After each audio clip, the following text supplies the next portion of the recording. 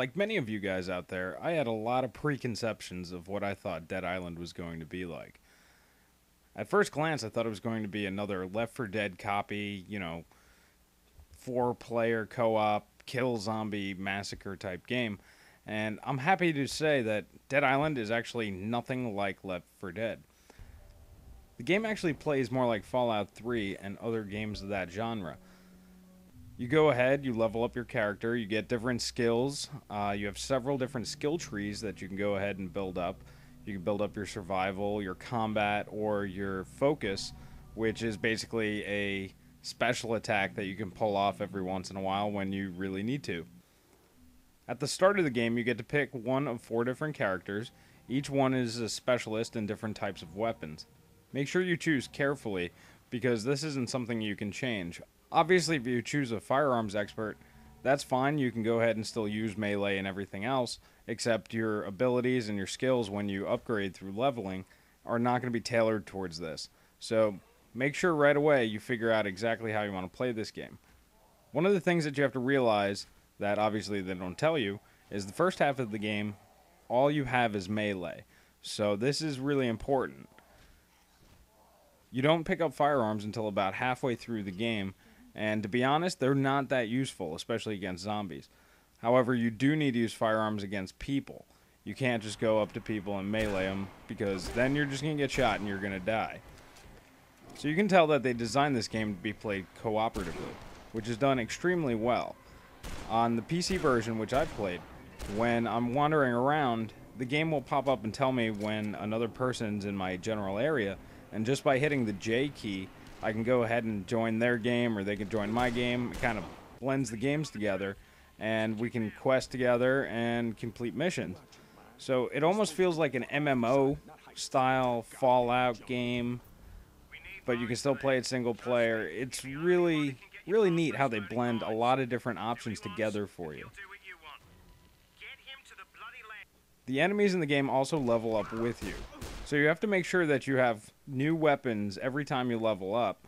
Otherwise, you're going to go ahead and start using, level 20 weapons against level 30 enemies, and that's just not going to be very helpful, because it'll take a very long time to take them down. So you're constantly scavenging for more gear. You can get new gear by just scavenging around, killing stuff, doing side quests. Even the main missions will give you new weapons and new items to help you out. You also have to be careful and keep your items in repair. You can go ahead and do that at any of the workbenches. You can upgrade your weapons so they're more durable, do more damage. I strongly recommend doing that, especially early on. Otherwise, you're going to be breaking your weapons left and right. And that's really not helpful, especially when you're in the middle of a decent-sized battle. The main story in Dead Island is pretty straightforward. You wake up from a drunken stupor, and everybody's a flesh-eating zombie. So, okay, that's usually how these stories begin, and your main goal is to get off the island. Okay, makes sense. That's basically it. There's a few twists and character plots and this and that here and there, but basically your goal is to survive and get off the island. Of course, as I mentioned, there are side quests, and there's a lot of other people in the game where you can go ahead and interact. However, there's nothing really compelling about any of them. The side characters, they don't really have their own stories. It's usually, oh, I lost a loved one, can you go find them? Can you go grab something over here and bring it to me? And eventually you're going to find out that doing the side quests gets really boring really fast. Early on, it's good to do them because you need to level your guy up. But like I said, the enemies level with you, so it almost makes no difference if you level up quickly or not, because the difficulty of the game is going to remain pretty much constant throughout. Although the game does have some specialized zombies that are more challenging, for the most part, you're going to just be fighting walkers or the infected. Infected run at you screaming, and the walkers, well, they just lumber around. But there are a lot of them. Any mission that you do, you're going to fight waves and waves and waves of zombies. This is one of the downfalls to this game. The gameplay is a lot of fun. The only problem is they overuse it. In Fallout, there's a lot of time where you're just wandering around exploring, whereas in this game, you're constantly fighting for survival, which does make sense, but it overplays itself. The melee combat in this game is a lot of fun, but you're going to find out real quick that the real trick is just kick the enemies until they run out of stamina, and then just bash them in the head with a weapon. So for the most part, it's the same repetitive thing over and over again. That's not to say that it's not a lot of fun, it really is, but after playing the game for 10, 12 hours, you're going to notice that it gets a little bit repetitive. This wasn't a game that I could just sit down and beat. I had to take a little bit of time, that's why it took a little longer to get this review done, and I had to play it a little bit at a time, so this way the game was still fresh and fun. Overall, this game is unique in the fact that you can just have players jump in your game at any random time. They don't even have to be friends of yours. They're just random people floating around in the game world, and you can just have them jump in. The graphics in the game are pretty good. They're pretty standard for current day shooters.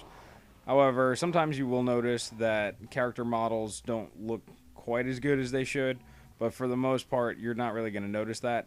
The island looks beautiful, and the scenery looks great. The storyline's pretty generic, which, it's a zombie game, people. Let's not fool ourselves. There's not really a whole lot of difference between this and any other zombie game. The combat in the game is a lot of fun, and going through bashing the crap out of zombies is actually very satisfying in this game, especially with the different ways you can do it. You can break their legs so they can't walk, or their arms so they can't punch at you.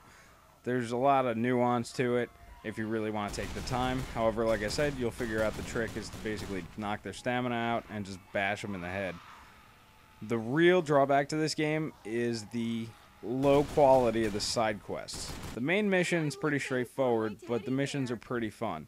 There's cool stuff to do. You go in different locations, and you usually end up getting a new vehicle, or something important happens during the main missions. However, on the side quests, there's really no reason to care. You help somebody out, okay, they get their item, or you find their loved one or something. But overall, that's it, and they don't matter anymore. They didn't bring that into the game well enough to where you really care about doing the side quests besides maybe getting a good item. Like I said, overall, this game's pretty good. I would recommend renting it before you buy it, see if you really like it. And then if you do, if this is really the game for you and your friends really enjoy playing it together, then I'd say buy it. But at this point in time, I would say rent it, and that's going to be my stance. If you guys want more information, go to www.gamersarmada.com and check out my full written review.